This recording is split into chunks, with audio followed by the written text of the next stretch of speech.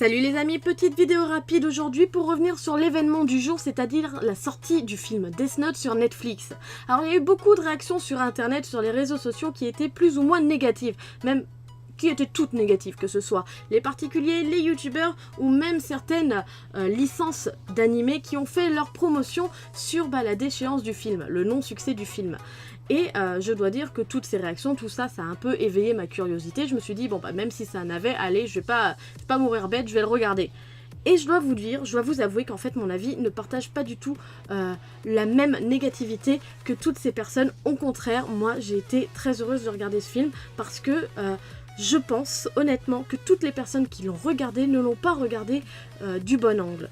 Pourquoi? Je vous dis ça tout de suite. Avant de vous expliquer pourquoi selon moi certains étaient dans l'erreur avant de visionner ce film, je voudrais qu'on revienne un peu au moment où on nous avait présenté le teaser de Death Note et qu'on nous avait présenté également les acteurs qui allaient jouer les personnages. On avait été plus ou moins nombreux à être choqués du personnage qui allait jouer, enfin de l'acteur pardon qui allait jouer le personnage de Elle, parce que forcément c'était un homme noir, sachant que Elle est un personnage blanc comme un cul, japonais de surpoids et qui en plus il était maigrichon, forcément prendre un black c'était un peu l'opposé, on comprenait pas pourquoi. Mais maintenant, après avoir visionné ce film, je comprends mieux pourquoi est-ce qu'ils ont fait ce choix et je vous explique tout ça tout de suite maintenant, on n'attend plus quoi. Là où a été l'erreur de certains avant de visionner ce film, c'est que tout le monde a pensé que c'était une réadaptation du manga Death Note, alors qu'au final, pour moi, ce n'est tout simplement qu'une suite.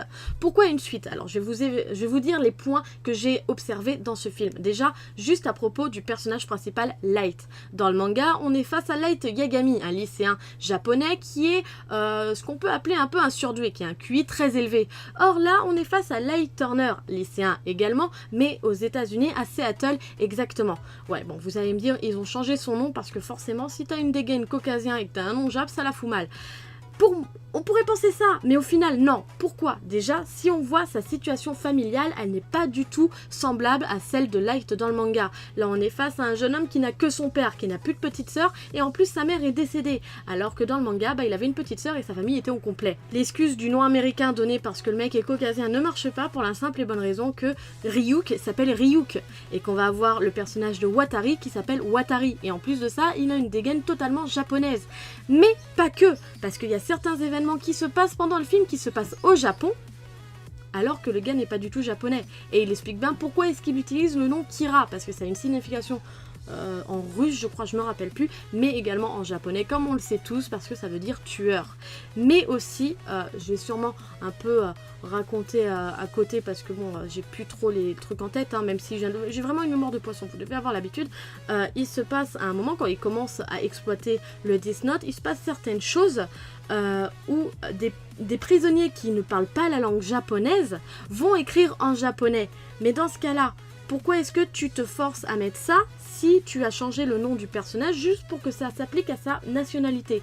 C'est pas cohérent. Or, par contre, avec tous les éléments que j'ai surlignés dans, dans ce film, je peux vous dire pourquoi est-ce que ça ne correspond pas. Pourquoi est-ce que ça correspond plus à ma théorie. Donc, le premier élément qui pour moi est un élément phare sur le fait que le film Death Note est la suite du manga Death Note, c'est le fait que les personnages, mis à part Ryuk, ne sont pas les mêmes que dans le manga. Déjà, la copine de Light ne s'appelle pas Misa, elle s'appelle Mia. Et de son physique, elle ne ressemble pas du tout à Misa. C'est pas une idole, c'est juste voilà, une pom-pom girl qui a une envie d'aventure et qui en plus, je trouve, au niveau du comportement, n'est pas du tout une suiveuse, mais plutôt une meneuse. C'est même elle qui va mener Light à sa fin. Également, le Elle et le Watari du film ne sont pas les mêmes que dans le manga, pour la simple et bonne raison que pour moi, le Elle du film est tout simplement le descendant du Elle du manga. Comme vous le savez, Elle et puis les enfants du manga, je me rappelle plus de leur nom, je crois que c'était, il y en a un c'était N et l'autre c'était je sais plus quoi. Bref, ils ont tous été dans un orphelinat qui les a formés à être des détectives privés d'élite. Et en gros, on apprend que le Elle du film a aussi vécu ça. Ce qui prouve que dans le manga, donc, Elle devait avoir une personne qui hériterait de sa place, qui hériterait du nom Elle, mais que les deux mômes ne l'étaient pas, ils n'avaient pas été choisis par Elle.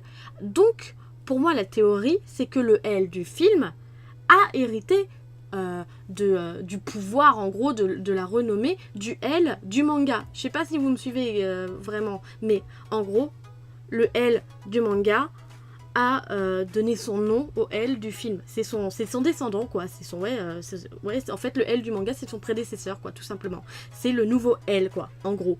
En gros, c'est ça. L'élément majeur qui me pousse à penser que ma théorie est vraie, c'est tout simplement au moment où Light découvre le Death Note.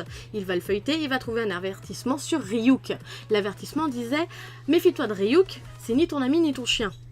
Donc, qui a pu marquer ça? On apprend tout de suite après que c'est l'ancien propriétaire qui venait de décéder.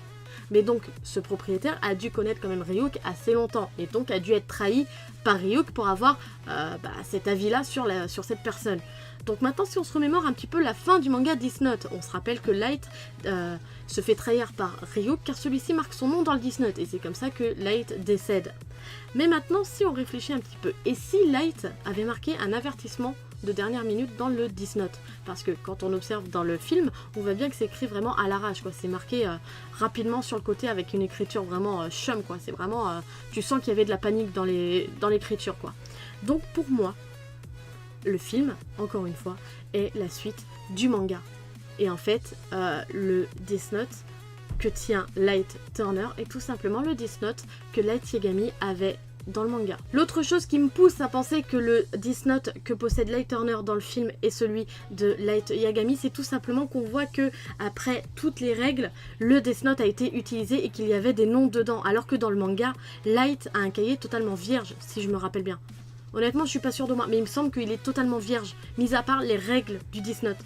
Donc, pour moi, ça c'est encore une preuve que voilà quoi, c'est relié. Après, si je dois encore vous nommer quelques petits trucs que j'ai observés qui me poussent dans ma théorie, c'est tout simplement déjà le fait que elle n'a pas du tout le même tempérament que le L du manga. Là, on a un L qui va perdre son sang-froid dès qu'il a plus son mentor, quoi. Il va paniquer et tout, alors que dans le manga, le mec garde son calme jusqu'à la fin. Même quand il meurt, il garde son calme. Également aussi, ce qu'on peut observer, et c'est un truc tout simple, hein, mais c'est tout simplement le fait que ça se passe à la même époque. On voit pas des technologies un peu cheloues dans le film, on voit bien que ça se passe à l'époque où on est à l'heure actuelle, comme dans le manga. Tout ça, pour moi, ça me pousse à penser qu'il y a vraiment une chronologie entre le film et le manga. Ah oui, puis j'allais oublier, un élément hyper important par rapport à ma théorie, c'est tout simplement qu'à un moment, on a le droit à des infos japonaises, avec un journaliste japonais. Et celui-ci va dire l'information la plus importante au monde, c'est Kira est revenu. Est revenu. Là, ça, en fait, c'est même pas une théorie, c'est un fait. Le film Death Note est tout simplement la suite du manga. Kira est revenu. Au bout d'un moment, je pense qu'on peut pas faire plus simple. Donc là, si je dois résumer ma théorie avec les événements que j'ai observés pendant le film, c'est tout simplement... on est face à un Light totalement différent par rapport au manga, parce que celui-ci n'est pas du tout la même personne que dans le manga, déjà par rapport à son nom de famille, par rapport à sa condition familiale et par rapport à sa personnalité. On n'est pas face à un Light qui est vraiment super intelligent. En plus, on est face à un Light qui fait du trafic de copies, ce qui n'est pas du tout le tempérament du Light du manga. Ensuite, on a le droit à un Ryu qui va donner... on va avoir droit à un avertissement dans le Death Note d'abord sur Ryuk, qui va ensuite donner des informations par rapport à l'ancien propriétaire qui venait de décéder, ce qui nous prouve qu'il y a un lien par rapport au manga, encore une fois. Après, on a le droit aussi à des infos par rapport à ce qui se passe un peu partout dans le monde et surtout au Japon. On a le droit à l'information comme quoi que Kira est revenu, ce qui prouve que dans leur monde, il y a déjà eu l'intervention de Kira. Vous voyez ce que je veux dire? Et en plus de ça, on a le droit donc à des prisonniers qui meurent... à des choses, d'une manière inexpliquée et qui en plus laisse des mots japonais, un mot en japonais sur un mur avec de l'impeinture ou leur sang, je pense que c'était leur sang, j'ai pas très bien observé, dans un parfait japonais alors que les mecs sont totalement caucasiens et qu'ils ne parlent pas un mot de japonais.